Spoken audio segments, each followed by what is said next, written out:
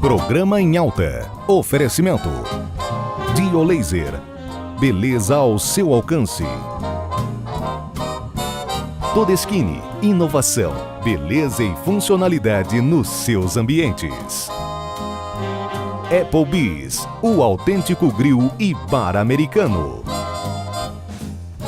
Tempermax. A marca do vidro temperado.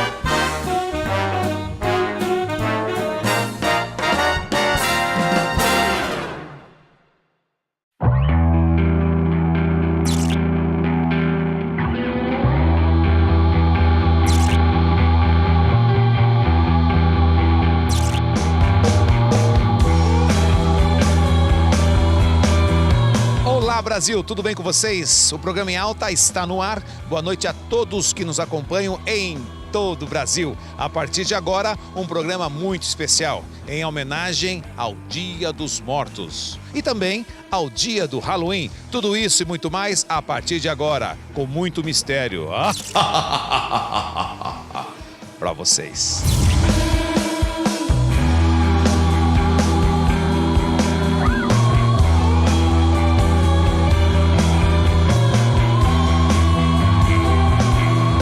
Nós começamos o nosso especial Dia dos Mortos, ou Dia de Finados, e também comemorando o Dia do Halloween, direto da Praça da Liberdade, que aqui, antigamente, era o Largo dos Enforcados. À nossa vista está a Igreja Santa Cruz das Almas dos Enforcados.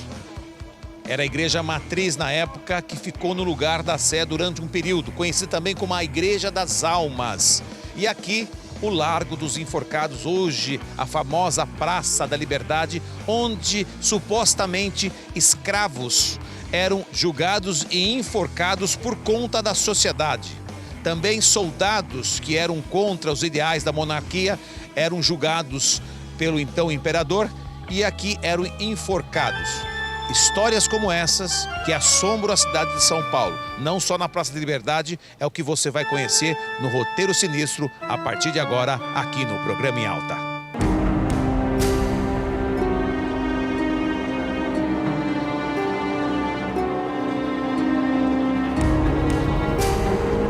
E não tem especialista mais apropriado para mostrar para nós o roteiro sinistro da cidade de São Paulo, que é o senhor Carlos Silvério, que faz parte da Grafite Turismo, uma empresa especializada em rotas diferenciadas, digamos assim, aqui na cidade. São Paulo, além dos túmulos. Para começar pela camiseta já, né, Carlos? Exatamente. Esse daí é o título do nosso tour aí mais conhecido, mais tradicional aqui em São Paulo. Já não é a primeira vez que eu consulto o Carlos para mostrar para nós alguns lugares diferenciados da capital.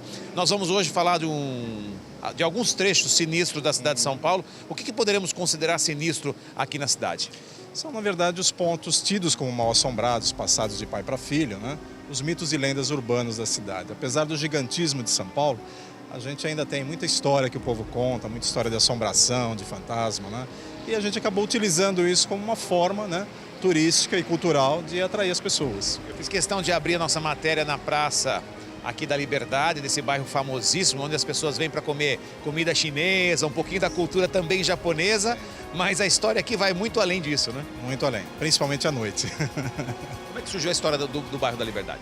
Então, na verdade, a história do Largo da Liberdade era o antigo Largo da Forca, né? Era ali que eram executados, na verdade, todos os soldados rebeldes, escravos, foragidos, né? Então, aqui tinha muita chácara nessa região, né? E esses escravos eram muito rebeldes, né? Soldados que não se conformavam, né, com a legislação da época. Então eram castigados, executados em praça pública, né, no Largo da Forca, que hoje é o Largo da Liberdade. E nós escolhemos a primeira passagem onde você não pode deixar de visitar nesse roteiro, que é o Beco dos Aflitos, porque é Beco dos Aflitos que tem uma história muito, digamos, triste, mas assombrosa também. Também. O bairro da Liberdade é tido como um dos mais mal assombrados de São Paulo, né? Até porque aqui, neste local, nesta quadra que nós estamos, funcionou o primeiro cemitério da cidade. Onde eu estou pisando aqui? Exatamente, que a gente pode estar pisando exatamente em restos mortais, né, de pessoas que foram sepultadas e ainda estão no subsolo aqui da cidade. Em qual época? Século XVIII. Século XVIII. Exatamente. Então, na verdade, foi o primeiro cemitério, é um cemitério pequeno. E a capela que está aqui atrás da gente é a capela remanescente desse cemitério ainda, que acabou resistindo, né? Então, por ser um cemitério, depois da inauguração do Cemitério da Consolação, os restos mortais foram transladados, né, para lá. Mas, na verdade, nem todos os restos mortais saíram daqui. Então, até hoje, as pessoas mais sensitivas ficam realmente tremendo quando passam por aqui. Tem uma coisa interessante também aqui, que aqui tem o Santo Chaguinha.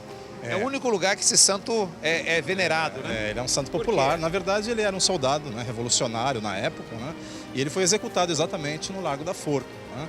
Mas isso depois de 2 tentativas. Somente na terceira é que a corda rompeu e ele realmente, né, foi enforcado. Então as pessoas atribuíram isso a um milagre, né? E ele virou um santo popular. Até hoje, né, a gente tem aqui Tem um monte de velas ali, umas né? velas, tem uma caixinha lá no fundo onde as pessoas depositam, né, o seu pedido para ele e batem 3 vezes na porta de madeira.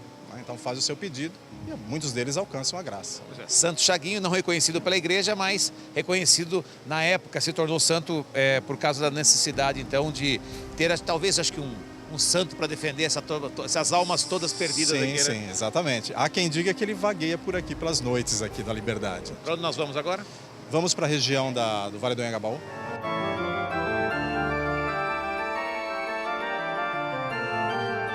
Chegamos no famoso Vale do Anhangabaú.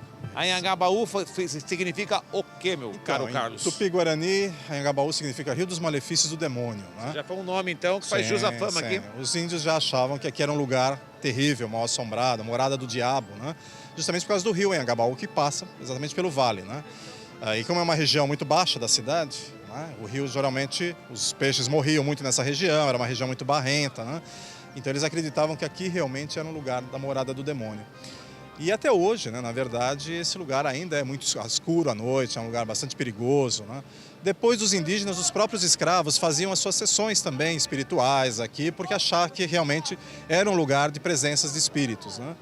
Então acabou ficando realmente como o primeiro ponto mal assombrado da cidade de São Paulo. Ao nosso fundo está o famoso Teatro Municipal, que também tem as suas histórias assombradas também. Toda essa região, né? Essas esculturas, na verdade, à noite, elas acabam assustando um pouco, porque são negras, né? Bastante estranhas, né? Então isso já convida realmente para um lugar que tem um clima diferente. Agora, do Teatro Municipal, qual que é a história? Então, o teatro é assim, todo teatro diz que ele é mal assombrado, né? Porque é a morada dos deuses, né? Várias pessoas das artes que se apresentaram, né, sempre deixam um pouco de si. E depois que morrem, acabam passeando por esses locais, né, matando as saudades dos tempos que se apresentaram. Várias pessoas que trabalham aí realmente já deram depoimentos de ver luzes se apagando sozinha à noite, dedilhar de pianos, né, na madrugada. Então, muitos acontecimentos estranhos, principalmente nos camarins e na parte baixa do teatro, né? Mais um ponto para você conhecer aqui no Roteiro Sinistro.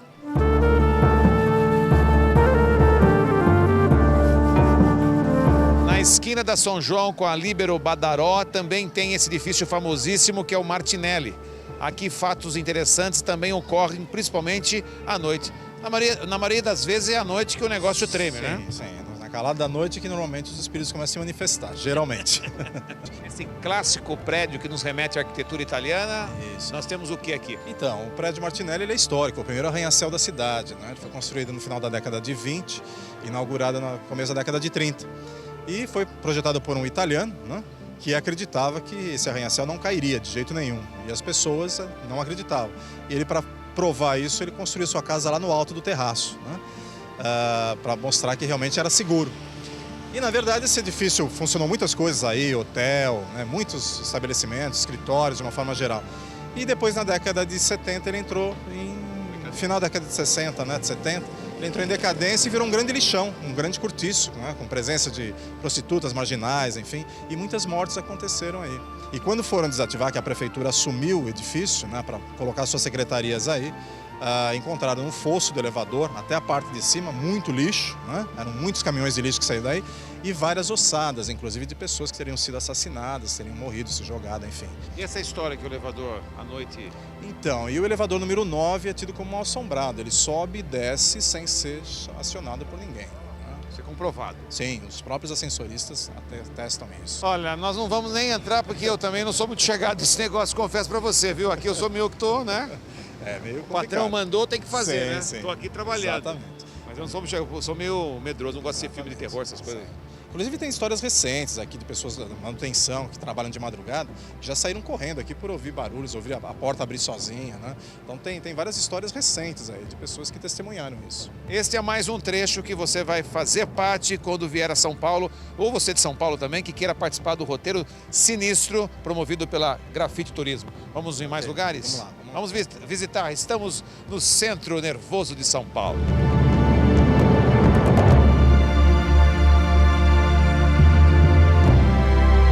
Quantas pessoas passam pela famosa Consolação e dá uma olhadinha para a sua direita ou para a esquerda quando estiver descendo a Consolação e ver o cemitério da Consolação?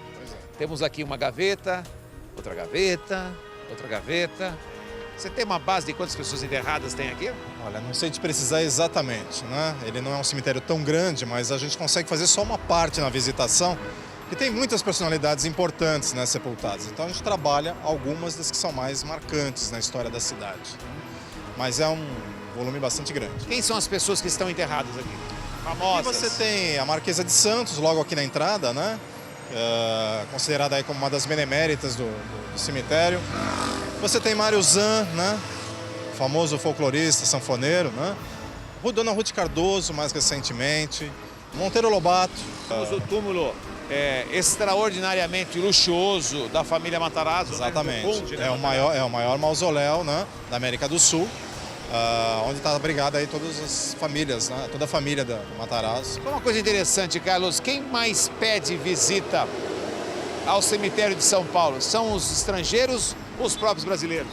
Na verdade, hoje nós temos um contingente muito grande dos próprios brasileiros, muitos próprios paulistanos. Quem tem esse hábito? Não, O brasileiro não não. tem esse hábito de Não visitar tem. cemitério. Mas é tudo aquilo que você trabalha com o sobrenatural, né? Causam certa curiosidade, né? Então as pessoas vêm muito curiosas, elas entram assim meio sinistras, assim, com uma cara meio com medo, mas depois saem de uma outra forma, porque acaba tendo a convivência, com a explicação. Mas né? o fato é interessante aqui dentro, né? Ele tem um ar todo sinistro, é um cemitério diferente dos outros, não é igual, não. Sim, não, é um museu a céu aberto, né? Por isso que eu fiz questão de gravar aqui na rua, ó, com as pessoas passando, que nem às vezes passam aqui e nem dão tchum pro cemitério. Não, passa batido. É um lugar bacana para visitar. Muito interessante. Carlos, eu gostaria que você falasse de outros pontos importantes do roteiro, um deles o edifício Joelma. O que aconteceu lá? O Joelma é um dos pontos mais que sensibiliza mais as pessoas por ser um fato real, né? 1º de fevereiro de 74, 188 mortos, né? Um incêndio que abalou realmente a cidade e até hoje ficou esse ambiente, né? Muitas pessoas ouvem gemidos, né? Lamentos, mesas se arrastando, né? Principalmente à noite. Várias pessoas realmente se indispõem quando entram no local. E o mais interessante é que esse terreno já é tido como mal assombrado desde a década de 40, né? Antes, obviamente, da construção do edifício. Porque ali morava uma família, né, de um professor com as 2 irmãs e a mãe, e esse professor matou a família toda e que colocou no fundo do poço, né?